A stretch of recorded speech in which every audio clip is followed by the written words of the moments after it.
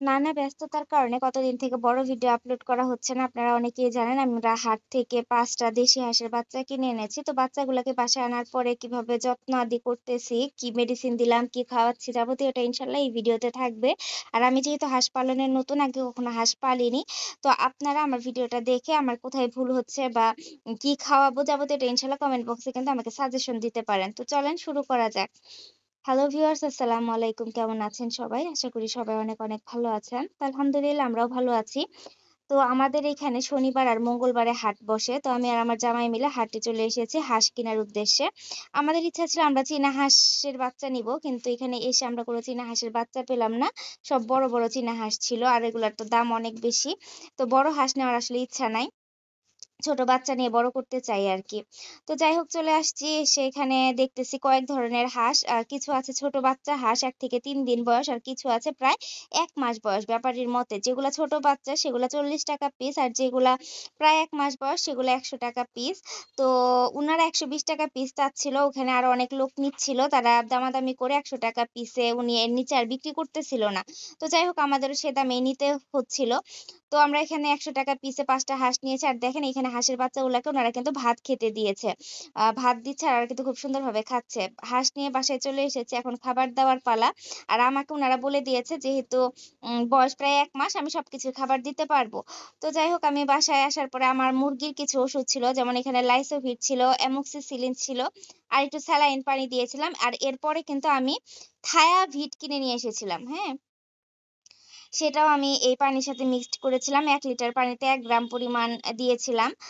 এভাবেও দেওয়া যায় অথবা খাবারের সাথে মিক্স করে দিলেও হয়তোবা ভালো হয়। তো যাই হোক আমি ১ লিটার পানিতে ১ গ্রাম করে মিশাচ্ছিলাম। কারণ হাঁস অনেক বেশি পানি খায়। দিনে প্রায় ৫ টা হাঁস আমার এখানে প্রায় ২ লিটারের নাকি এই মগই ২ লিটারের। যাই হোক এই মগ দিয়ে ২ মগ করে পানি ওরা ইজিলি খেয়ে ফেলে দিনে।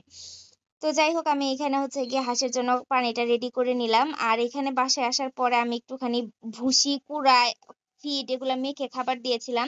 আর আমি আসার পথে কিন্তু আমার হাঁসগুলোর জন্য কিছু খাবার কিনে এনেছিলাম।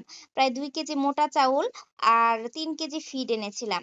প্রায় ৳২৮০ র খাবার কিনেছিলাম মনে হয় বাসায় এনে খাওয়ানোর জন্য। তো যাই হোক এসে শুধু ওই কুড়া ভুসি দিয়ে আমি ফিড মেখে দিয়েছিলাম। দেখলাম যে ওরা খায় কিনা। দেখলাম যে খুবই স্লো। কারণ ভাত খেয়ে অভ্যাস তো। আর আমার মনে হয় না এই বাচ্চাগুলার বয়স ১ মাস। উনারা বলেছে ১ মাস। তো এখানে দেখেন আমি এই যে ছাগলের জন্য যে খিচুড়িটা রান্না করি, ফার্স্ট এ ভেবেছিলাম যে এইটাই দিব। এখানে যেহেতু গম, ভুট্টা, তারপরে চাউলও আছে। তো এগুলা যাবতীয়টা দিয়ে যে কুড়া দিচ্ছি।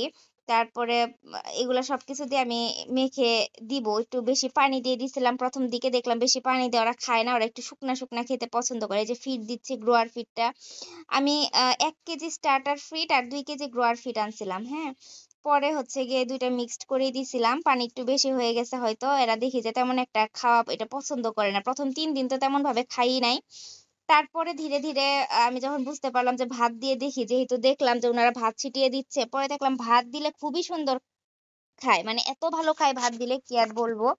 যেহেতু এর আগে কখনো পালি নাই, তো আসলে এই বিষয়ে আমার তেমন একটা আইডিয়া নাই। আর দেখেন এই যে এখানে আমি আমার মুরগিদেরও সেই ওষুধ মিশ্রিত পানিটা দিয়ে দিচ্ছি। যেহেতু লাইসোভিট এটা রোগ প্রতিরোধ ক্ষমতা বৃদ্ধি করবে।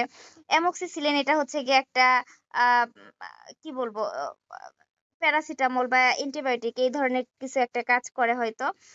আর স্যালাইন পানিটা তো ভালোই সবার জন্য। তো আমার মুরগি তো খুব বেশি নাই। ওদেরকেও সামান্য করে পানি দিয়ে দিলাম। এই একটা মুরগির সাথে একটা বাচ্চা আছে। আর ছাড়া আছে মনে হয় আর ৩ টা মোরগ মুরগি। ২ টা মুরগি, ১ টা মোরগ। তো এদেরকেও দিয়ে দিলাম। তো এই তো ওরা খাচ্ছে মাশাআল্লাহ। এদিকে আমার হাঁসের বাচ্চাগুলো টুকি, টুকি করে খাচ্ছে। আসলে এই খাবারটা ওরা সারাদিনেও খেয়ে শেষ করতে পারতেছিল না ১ম দিকে। বলেছি যেটা আপনাদের আগে। তো যাই হোক পরে তো ধীরে, ধীরে ভাত দেওয়ার অভ্যাস করলাম। তো ১ সপ্তাহ মানে ৩ দিন তো এভাবেই চলে গেছে। তারপরের থেকে দেখলাম যে মোটামুটি ভাত ভালো খায়। তো ভাতের সাথে আমি ফিড আর একটু গুঁড়া ভুসি দিয়ে শুকনা, শুকনা করে মেখে দেই আর পানিটা আলাদাভাবে দেই।